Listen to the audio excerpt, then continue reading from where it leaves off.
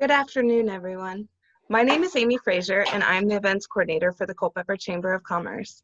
On behalf of the Chamber, I would like to welcome you to the inaugural episode of our Women's Lift series. This is the first of 6 sessions where we will engage in conversations on practicing self-care. Our committee worked very hard on planning an interactive and transformative in-person event, but due to current circumstances, we're able to quickly and efficiently pivot to a virtual format of 30-minute segments that will be live every Thursday at noon, and we're very excited for you to be a part of them. We will be featuring dynamic and influential women from the Culpeper community and focusing on how to coordinate your life so that you do not need to take a break from it for self-care. You're already practicing it.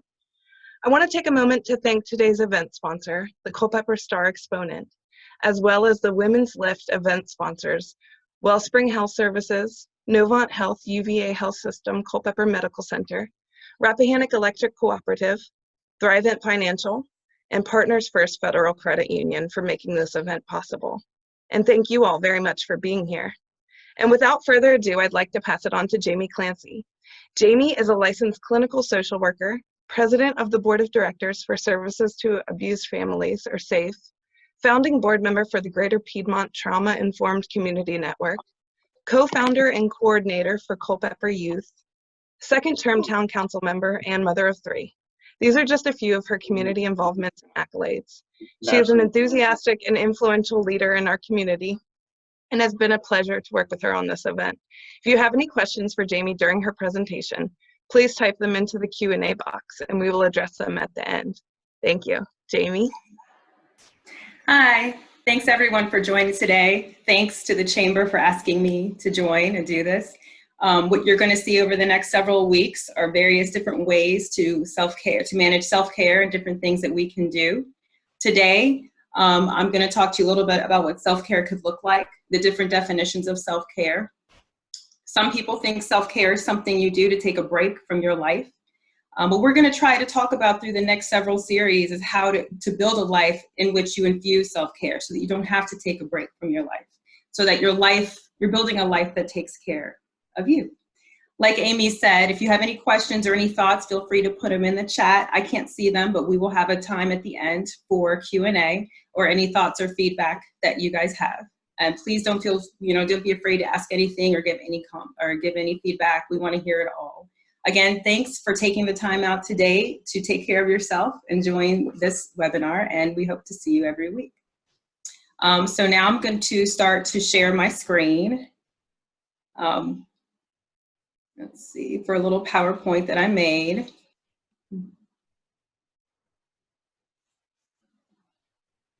You guys see it? Okay, thanks.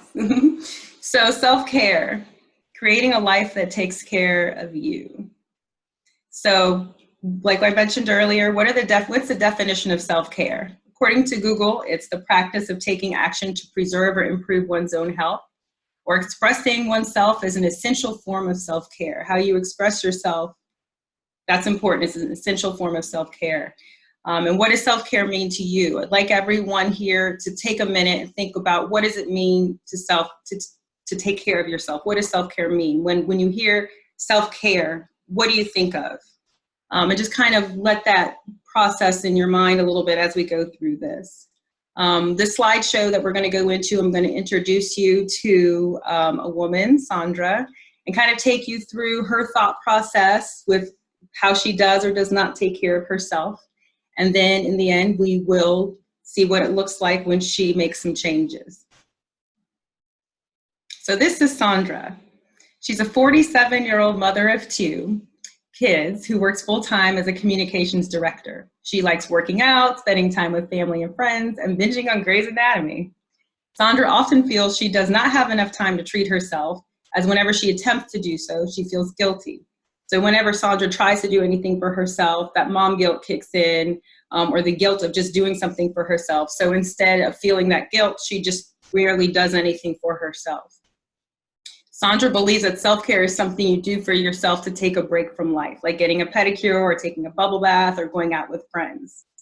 This often leaves her feeling resentful, unsatisfied, tired, and then she feels guilty for feeling those things. So these are some thoughts that Sandra might have throughout the course of her day. Things like, I can't get a pedicure, or if I don't do it, it doesn't get done. I don't have time for myself. I can't ask anyone for help. They have lives of their own. I have no one to even ask for help. No one appreciates me. I have to take care of everything for everyone. These chores have to get done before I can do anything else.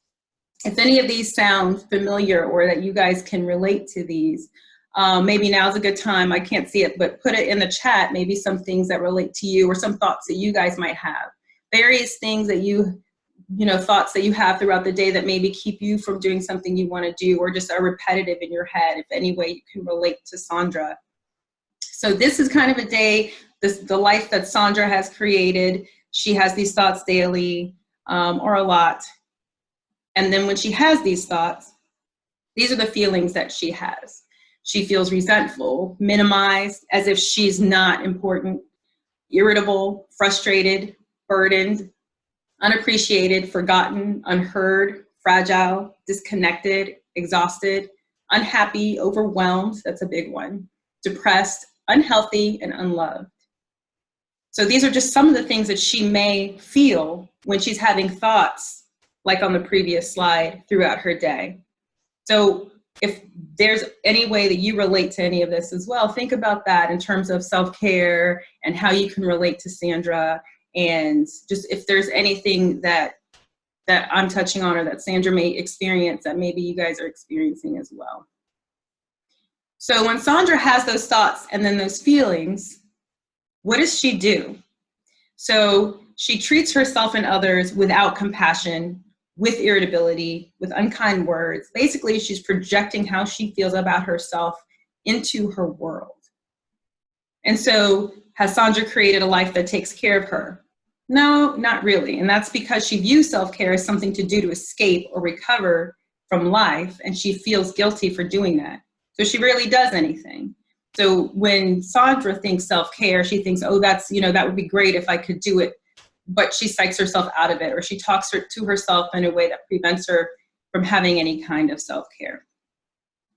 So I'm going to take a minute here and have you guys kind of just think about what that looks like for you. Again, if you can relate to Sandra in any way, put it in the chat, put any questions you have in the chat, and kind of as we walk through this process with Sandra, and walk through it with yourself as well. So what if this were Sandra? What if she enjoys working out, spending time with family and friends, binging on Grey's Anatomy, and she carves out at least 2 days per week for exercise, which leaves her feeling refreshed and good about herself. She and her sister, who lives about 45 minutes away, have a monthly night out to which they sometimes invite friends. Sandra stays aware of her boundaries and when she needs to ask for help. This includes work, where she is mindful to do her best work at the same time keeping a manageable work-life balance. So let's say that this was Sandra's way of seeing her world, different from the first time we met Sandra.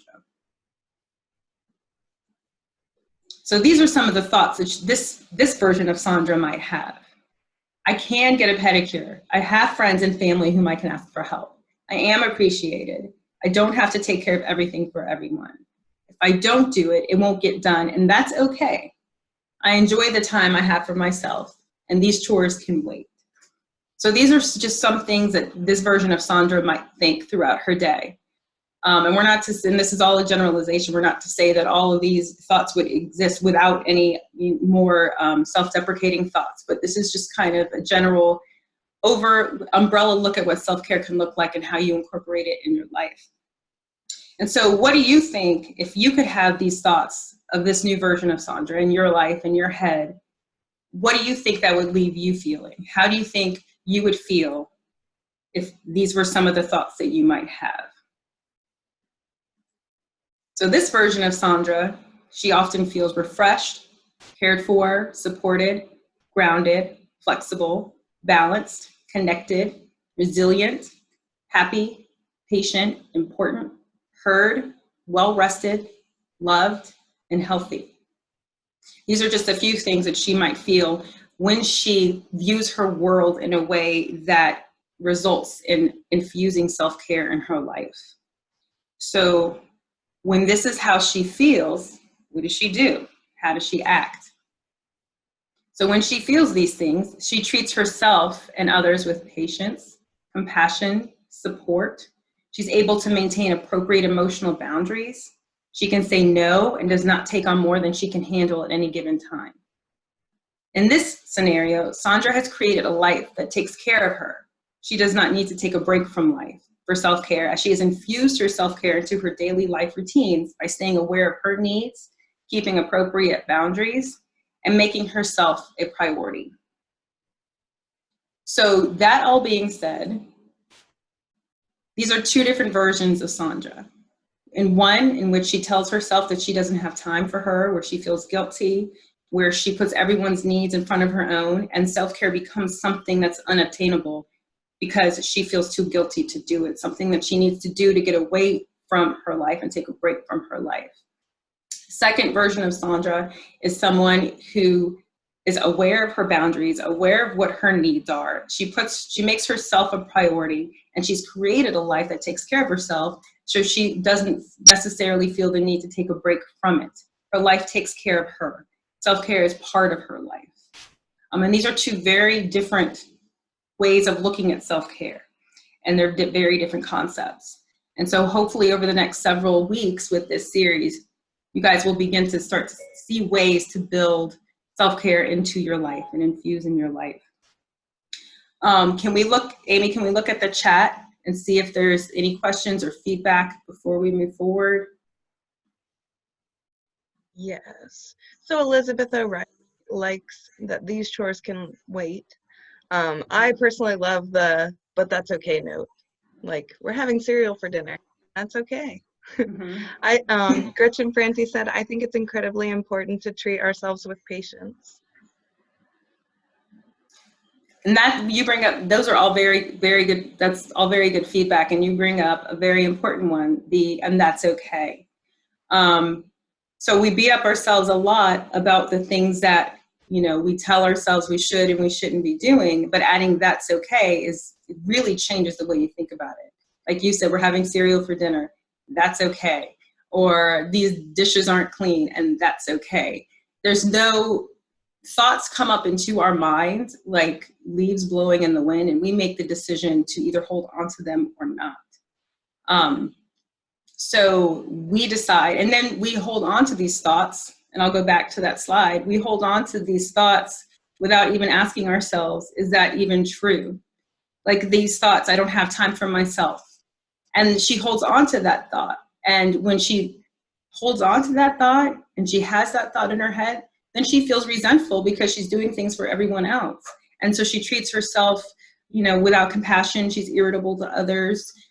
She's not her best self. But she never stops to think, well, is that even true? Is it true that I don't have time for myself? No, that's not really true. So what would the turnaround be? The turnaround would be, I do have time for myself. And then all of a sudden, when you embrace that turnaround, everything else follows. I do have time for myself. Okay, so you feel content, you feel taken care of, you feel better able then to interact with yourself and the world around you. And so part of this whole process of building a life of self-care is maybe for everyone writing down some of these thoughts that come across your minds, like the thoughts that you write down and going through thought by thought. Is it true? I can't ask anyone for help. They have their own lives. Well, is that true? Is that an absolute fact? No, it's not. But when you think that thought, how do you feel? You feel disconnected, you feel overwhelmed, you feel alone, and then you treat yourself and others a certain way. But what's the turnaround?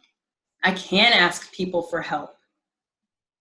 And that right there, I can ask people for help if I need to. That turnaround has a much different set of feelings associated with it. Therefore, different ways you treat yourself and the world around you. No one appreciates me. That's a pretty common one that I hear from moms and women in general, from lots of people who are caring for anyone, or even at work, in a work environment where you feel like you are doing everything and managing everything and you don't feel appreciated. No one appreciates me.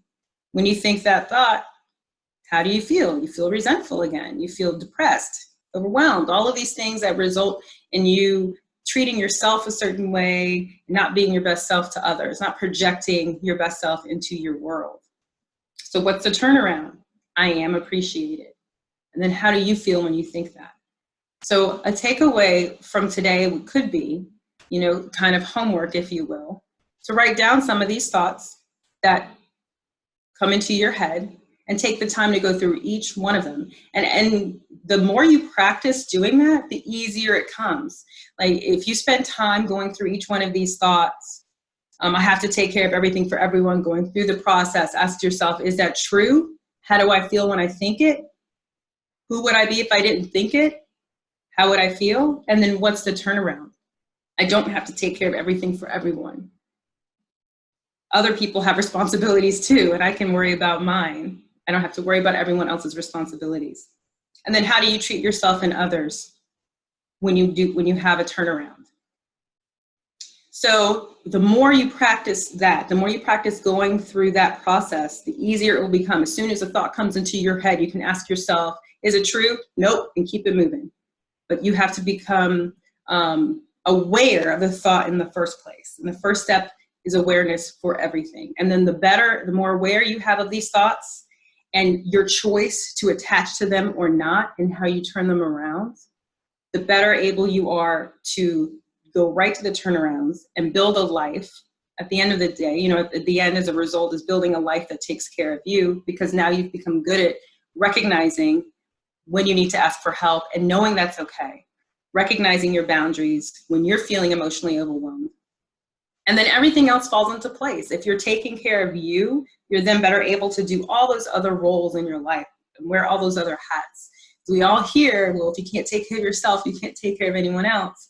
And it's true. I mean, you can go into autopilot and do the rote actions of quote unquote taking care of everything else in your life.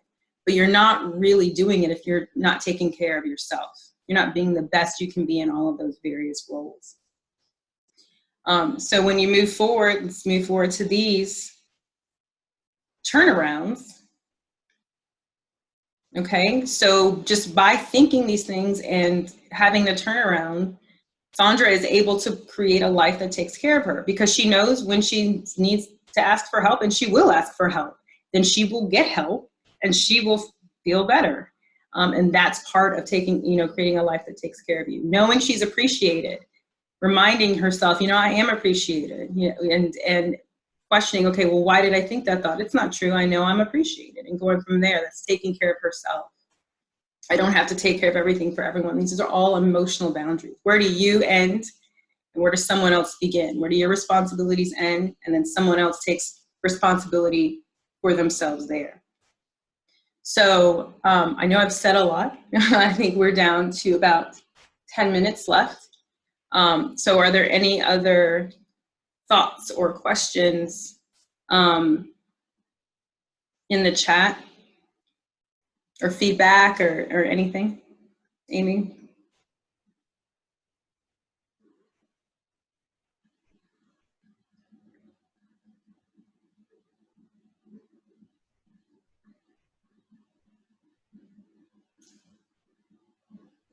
Jamie, it's Jeff. Amy is having some technical difficulty. We're seeing that Kathy Godfrey says that's powerful to ask. Is that true? I think that's a great point. Oh yeah, I see it now. Yes. Yes. Is that true? And that's because like I was saying in the beginning, we have these thoughts that we just attach to without even asking if it's true or not. And when you think about it, these are very powerful decisions we're making when we choose to attach to a thought that we then use as an undercurrent for the whole way we interact with our life. What is it? Everything. Like, what does it mean to be a good person, a good coworker, a good friend, a good family member, a good mom, a good wife? All these things, and we have all these thoughts that we attach to, but we never think, oh, well, is that even true? Then we create our whole life based on them. So, and with the first version of Sandra, the whole self-care thing falls into place. When she views her life like that, she puts herself last, and self-care is something that she just can't do because she doesn't think she has the time to do it, and it's something over there that you do if you have time for yourself, which she doesn't. And so there's very differences, two big differences, lots of differences between the two versions of Sandra. And then you have to ask yourself, well, who decides which thoughts you're going to hold on to? Who decides which version of you you're going to be? And who decides which of these thoughts and that you are going to use to become the undercurrent of the way you manage your life? You do. So we have another comment. Oh, Leslie. Yeah, mom guilt. Mom guilt is real. And it's definitely, and it's even more important if you think about it when you tell yourself you can't take care of anyone else unless you take care of yourself. And especially when you're taking care of other people, if you want to be able to show them your best you, if you want to have patience and compassion with the people you're caring for, then you have to have patience and compassion with yourself. The other thing with that is that it's very good to model taking care of yourself for people that you are caring for children, because they can see that it is important. If they grow up with someone who is taking the time to take care of themselves, who is able to set emotional boundaries, and you're modeling that behavior, then that's what they're seeing in turn. They learn, a lot of learning happens through modeling and interactions. So it's very important, not just for yourself, but for how do you want to teach your kids to know when to say when? How do you want to teach your kids to take care of themselves? Here's a question. If you were the perfectionist, how do you start? Same thing. I would say it depends on when you're the perfectionist. What's your definition of being a perfectionist? What are the things that you need to see happen for you to feel comfortable? And start with writing down what those thoughts are. What do you need to see? And then go through, is it true? Is it true? Is it true? The same kind of process. And then at the end of the day, some things might be more important to you to do than not do. And so it's really the learning part of the process is in the awareness and looking at the thought and saying, is it true? So if you think that certain things need to be done so that you can feel better, and you might say, yeah, well, that is true. I do need to do that so I feel better. Well, then you own that. Okay, so you own that and you say, it's my choice to do these things so I feel better and move forward, as opposed to blaming someone else for what you're choosing to do, if that makes sense. Let's see, what have you found is the best way to incorporate self-care with daily chores? That's a good one. Well, there's lots of different ways. Depends on what your chores are. Sometimes asking for help is good. And just prioritizing maybe if you know there's a few things in the week that you want to have done so that you feel better about your environment, and tackling those priorities and making it realistic. Like, for instance, going into this whole, and all of this is all different too because of, physical distancing and the pandemic we've been experiencing. But going into it, I had hot thoughts of redoing everything in my house, which obviously is not getting done. And that's okay. That is okay. So, and remember, that's okay. If you have certain important things you want to get done with chores, make sure that you do those things and make sure it's realistic, but make sure you're also honest with yourself that you're doing them because you want to do them. And that may be self-care, like having your environment look a certain way, having your house be maintained could be something that, is caring for yourself, for you. But just also owning your choices, taking responsibility for yourself and your choices. And even that in and of itself can be empowering. When you're doing chores, if you're saying, well, I'm doing this because no one else is helping me, or I'm doing this because, whatever story you're telling yourself. If you say, I'm cleaning this, I'm doing this because I want to, because I feel good when I'm done. I feel good when the house looks a certain way, and that's okay. So even changing that line of thought can change the whole way you experience the task itself. Let's see. Any more thoughts, questions, feedback? Oh, what would I have a question for you guys. What would you say, if anything, would be your takeaway from today?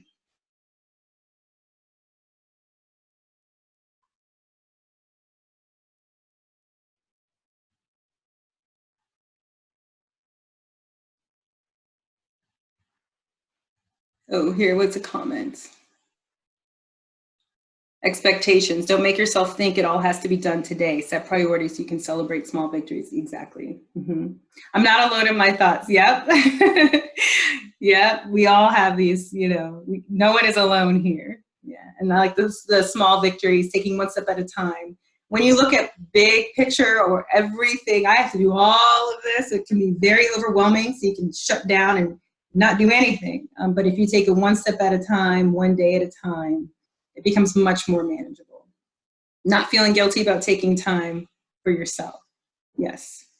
And that guilt is and that's probably going to be a difficult one, because if you're used to feeling guilty, you will likely feel guilty. And bunny hurdles, yes. You will likely feel guilty, and then the more often you do it, that guilt will dissipate. So you might feel guilty, and that's okay to feel guilty. You don't have, but when you make decisions based on guilt, then you end up with resentment. So let's say you wanted to go do something for yourself, or you set these boundaries. You might feel guilty saying no at first, but the more you do it, the better it's going to feel, and it's going to get reinforced. You can say yes in a way that doesn't overwhelm you, and just know your own limitations and stick to it, and then you start to feel empowered and more resilient. And then, is that true? Yes. Is it true? And that's okay. I find are very powerful. Reward for a few chores accomplished with some self-care. Yes. And the more you do it, the more it becomes part of your life. So, and I know we're rounding out the 30 minutes, and I want to thank everyone for joining today. I think this is going to be a great series. I really appreciate Amy and the Chamber for putting us on, and for the committee that worked very hard. We were really looking forward to doing an event in person, and I know that that's probably going to happen at a later date, so stay tuned for that. In the meantime, we'll be here every week. You're very welcome. Oh, hi, Jennifer. All right. Amy, is there anything else that you or Jeff wanted to say before we? I just wanted to say thank you to you, Jamie, for being our kickoff and for being the first person to be a panelist on the series. Thank you to everyone that attended today. Thank you for joining us. And again, say thank you to our event sponsors. So today's event sponsor was Culpeper Star Exponent. The other Women's Lift series, Wellspring Health Service, Novant Health, UVA Health System, Culpeper Medical Center, Rappahannock Electric Cooperative, Thrivent Financial, and Partners First Federal Credit Union for making this event happen. We hope you guys have a wonderful week, and please again join us next Thursday, May 28th at noon. The second session in our series will be presented by life coach Jackie Coate. So we look forward to seeing you guys all there, and thank you again. You're very welcome. Thank you.